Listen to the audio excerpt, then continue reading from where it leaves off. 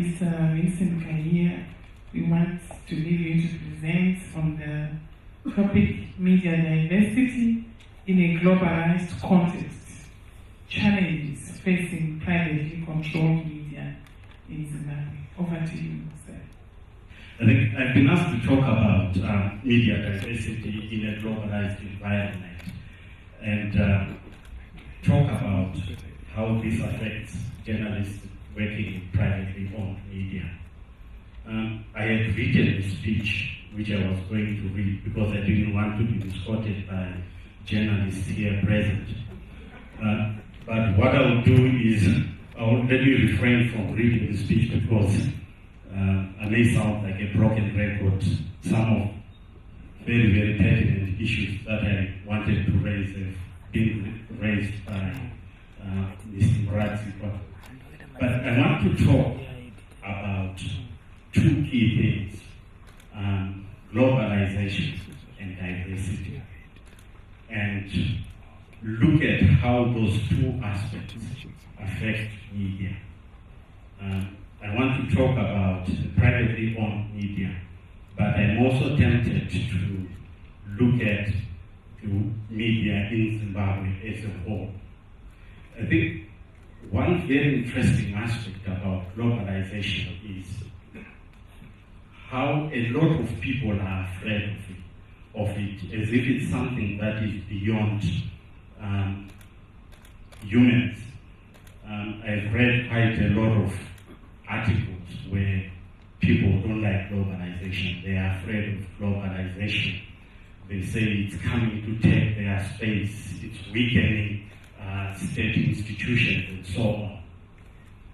But basically, globalization, from where I stand, is just the interconnectedness that we now have throughout the world, where a country can no longer sit just as a little island, where Zimbabwe cannot go it alone, just to use a famous statement from someone. So the interconnectedness that we have throughout the world has got a major impact, which I'm going to talk about later.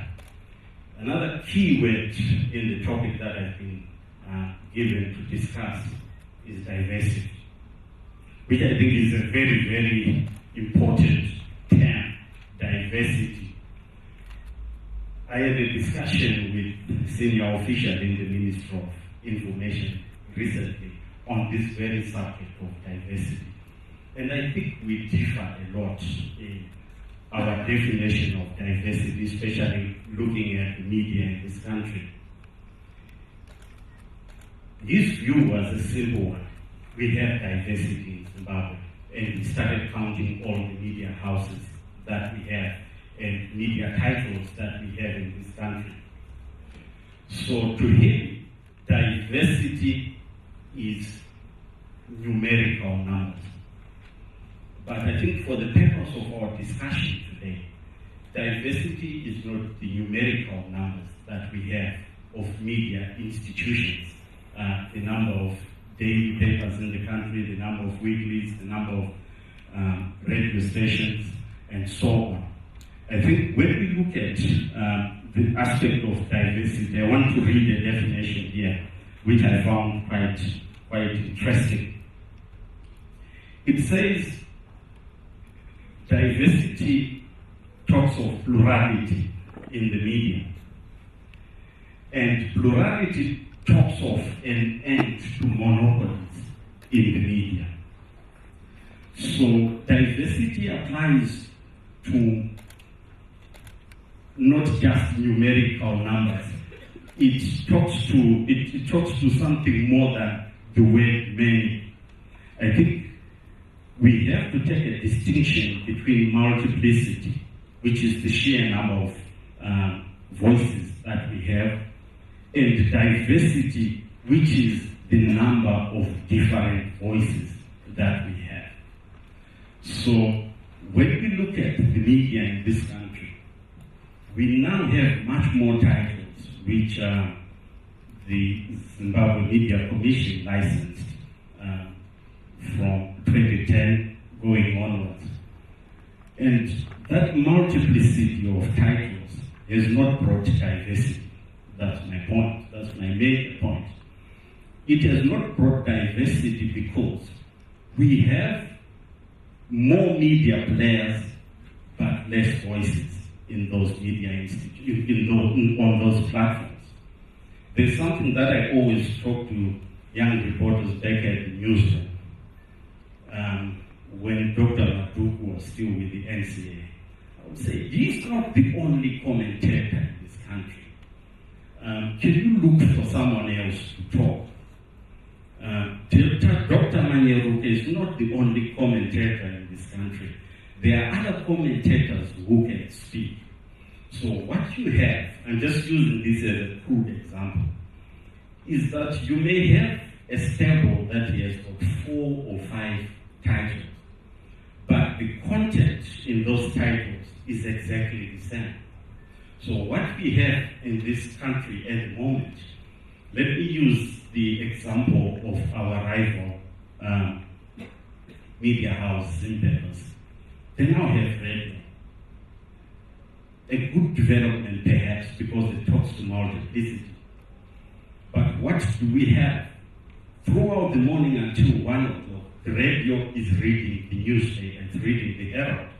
So the voices that we have in the newspaper is exactly the same voice that we have on radio. So what we have is we have more platforms, including a website, but the message is not varied. It's exactly the same message that we do. And our media house, Alpha Media Holdings, perhaps is also guilty of the same. But the most worrying aspect of it is the fact that most media institutions, especially private media institutions, have not moved to develop alternative voices on the platforms that they work on. We have a situation where the voices that are in the weeklies are there in the dailies. The voices Monday to Friday are there on Sunday. They are there in our paper on Friday. We have too many men in suits on our newspaper pages. I always say that if you pick up any newspaper, the news subjects are men in suit and a red tie. I'm not picking on anyone. But I think the day we start to excise those men in suits and replacing them with real people is the day we are going to have to achieve media diversity in this country. And it gets worse when we have a situation of growing monopolies now in the media. Everyone wants to have a radio station. We would love to have a radio station yesterday. We would love to move into television. We have got a very big digital platform. But what we have seen, or what we have tried to develop on that digital platform, are alternative voices, not the usual voices that we run on a day-to-day basis in the newspapers. And what we see is people in this country like to get involved, and what they have not been given over a period is that opportunity to get involved in government. The day you open up or you give an opportunity to people to talk, they will talk. I'm sure some of you who consume our content on websites will attest to the robust discussions that are appended to the bottom of stories. In other words, people commenting on subjects. Normally I say the number of comments that are derived from a story usually determine the importance of the story to the people. One very interesting observation we made, our most commented on story this year was not the big political story. It was a story of a picture that we took at Market Square, where men and women use the same toilet. We put the picture on our website, on our Facebook page, and attracted 720 comments in 3 hours. That's a phenomenal number. Other newspapers will struggle to get that in a year. But what I'm simply saying is, those are the issues that engage with the people. People are, yes, they would want to read about the big political story, what's happening in ZANU-PF, what's happening to Tsvangirai and his wife and so on. But I think the country is moving on. And alternative voices in this country must be captured by the media.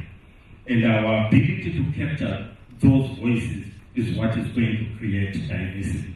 Let me end here and like colleagues to take me. That's a sign. Hello. Okay, stay. I think I would like to colleagues to take me on the few issues that I have raised. But just going back to conclude to what I've been talking about in the context of globalization, is that in a lot of countries, private media is fighting not just the state media, but is also taking up the cudgels to fight international media. So you see in a number of countries a proliferation of websites that are writing about that country. Zimbabwe is one. We have lots of websites, some of them without addresses, that write about Zimbabwe. We have a phenomenon called pirate radio stations, to use the term that is used by our government. I don't know why pirates are not arrested. But what we have is, if we don't have diversity, if we do not reach out to alternative voices, international media will come in and do that. So it's not surprising that SW Radio and Studio 7 can interview people that mainstream media in this country has neglected for a long time. But I think from a globalization point of view, we are at risk of losing relevance as local media, because there will always be alternative media to come in and take that space if we are not clever enough. Social media is coming in to take up the space. NewZimbabwe.com is the most widely read website in this country, bigger than Newsday, bigger than the Zimbabwe, bigger than the Herald, by a wide margin. But it's not a formal media organization with paper, but it's the ability to engage, which I think attracts leadership. Thank you.